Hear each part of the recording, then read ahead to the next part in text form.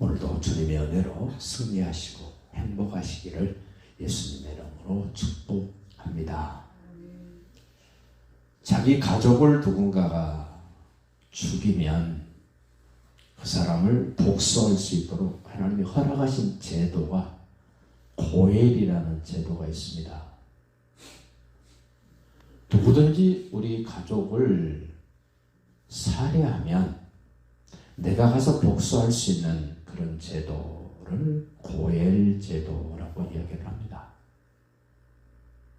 그러면 그 사람이 고의성이 없이 그런 사고를 저질렀을 때도 언제든지 가서 복수할 수 있는 근거가 되는데, 오늘 특별히 가나안 땅에 너희가 들어가서 차지하게 되면 요단강 건너편, 다시 말하면 르벤 지파와 갓 저선과 므낫세 반 지파가 차지하고 있는 그쪽에 새 성읍을 도피성으로 만들고, 요단을 건너가서 얻은 9지파 반이 차지하고 있는 그곳에도 도피성을 3개를 만들어라. 그 도피성을 만드는 이유를 이렇게 소개를 합니다. 11절 보십시오. 너희를 위하여 성읍을 도피성으로 정하여 부지 중에 살인한 자가 그리로 피하게 하라. 고의성이 없이 어쩌다 보니까 그런 사고가 됐을 때 그 사람의 생명을 재판받기까지 보호하기 위하여 도피성을 만들라는 겁니다. 도피성이 영원한 제도는 아닙니다. 지도자들과 장로들 앞에 와서 판결 받기까지 그동안의 생명을 부지할 수 있도록 피할 수 있는 성읍 도피성을 만들어줍니다. 다른 성경에는 도피성을 이렇게 표현합니다. 도피성으로 찾아가는 그 길의 길목마다 크게 간판을 붙이라는 겁니다. 몇몇 거리에 도피성이 있습니다. 어느 만큼 가면 도피성이 나옵니다라고 누구든지 볼 수 있도록 그렇게 표시를 붙여라. 그리고 도피성으로 가는 길은 보통 그 도로의 폭이 14m 정도 됐답니다. 넓은 길입니다. 가다가 누구 부딪혀서 넘어지면 붙잡혀 죽을 수도 있으니까 쉽게 편하게 도피성을 찾아갈 수 있도록 그렇게 길을 넓게 만들어 놨답니다. 도피성 길은 꾸불꾸불하지 않습니다. 이렇게 부지 중에 살인을 저지른 사람을 하나님은 재판받기까지 보호하기 위하여, 고엘이라는 그 제도를 보완하기 위하여 도피성을 만드는데, 특별히 오늘 좀 관심을 갖고 보셔야 될 말씀은 12절 보십시오. 12절, 이는 너희가 복수할 자에게서, 복수할 사람이 있다는 겁니다. 복수할 자에게서 도피하는 성을 삼아 살인자가 회중 앞에 서서 판결받기까지, 기억하셔야 돼요. 판결받기까지 죽지 않게 하기 위함이니라. 억울하게 죽음을 맞이하는 사람이 없도록 하라는 것이 도피성의 취지입니다.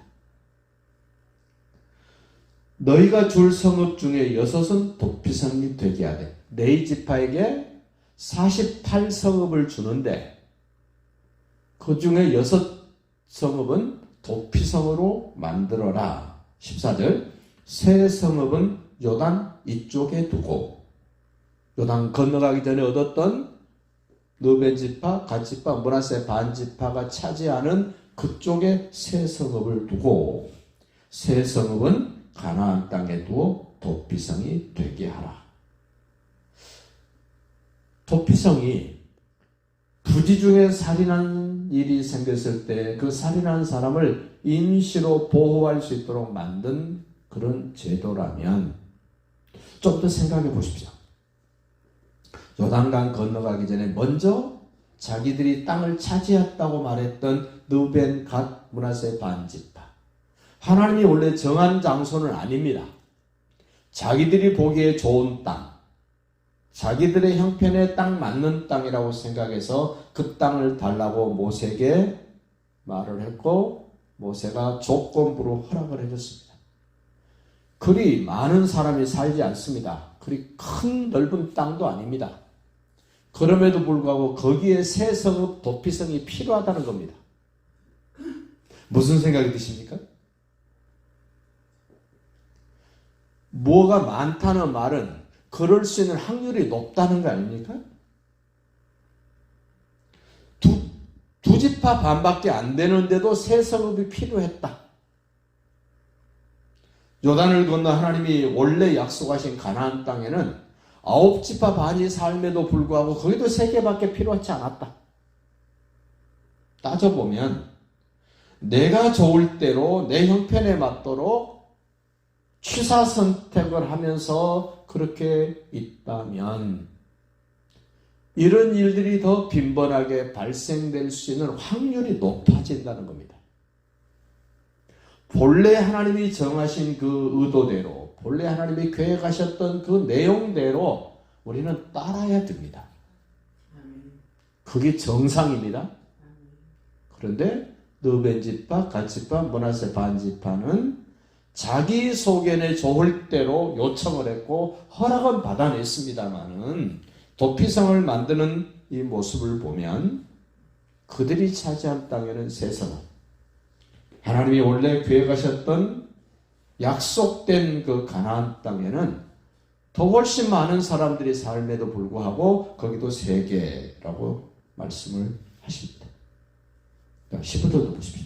이 6성읍은 이스라엘 자손과 타국인과 이스라엘 중에 거류하는 자의 도피성이 되리니 부지 중에 살인한 모든 자가 그리로 도피할 수 있으리라.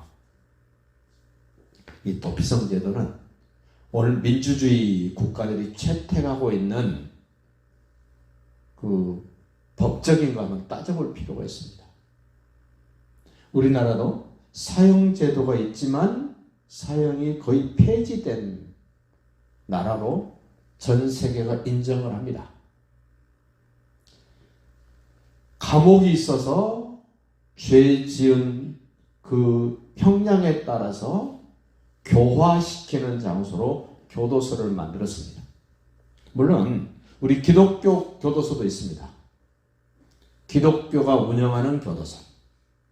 서울에는 어떤 교회가 주체가 돼서 운영하는 기독교 교도소도 있습니다. 다른 교도소하고 많이 다릅니다만은 성경에 비추어 볼 때 오늘 이 도피성은 임시입니다. 임시. 그리고 성경은 감옥이 없습니다. 우리가 사는 세상은 감옥이 있습니다. 자유를 통제합니다. 근데 하나님은 감옥에 가두는 일은 하지 않습니다. 대신에 성경은 사형이 있습니다. 죽이라는 겁니다. 그렇게 고의적으로 한 사람은 죽여라. 여지없이 죽이라고 합니다. 세상은 사형을 못 시키게 합니다. 그리고 가둬둡니다.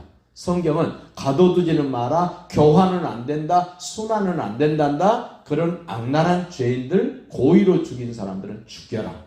사형을 시켜라. 민주주의가 좋은 것 같지만 민주주의는 다수결입니다. 물론 민주주의의 뿌리는 성경입니다. 그럼에도 불구하고 무엇이 어떻게 얼마나 달라졌는가를 우리 좀 살피면서 예수님 안에서 우리의 모습은, 나의 삶의 의미는 어떻게 해야 될 것인가를 좀 생각해야 됩니다. 특별히 도피성, 고의로 사람을 죽였을 때 그 사람을 재판받기까지 어떻게 보호해 줄 수 있을까를 상당히 긴 분량으로 이야기를 합니다. 오늘 하루를 지내시면서 민주주의를 그렇게 좋아하는데 민주주의보다 더 훨씬 더 좋은 하나님의 나라를 나는 어떻게 생각할 것인가? 나는 민주주의의 나라의 백성으로 사는 것으로 만족할 것인가? 아니면 하나님의 나라의 영생복락을 영원히 보장받는 그 나라 백성으로 살아갈 것인가에 대한 생각을 좀 더 새롭게 하시는 그런 날이 되시기를 예수님의 이름으로 축복합니다.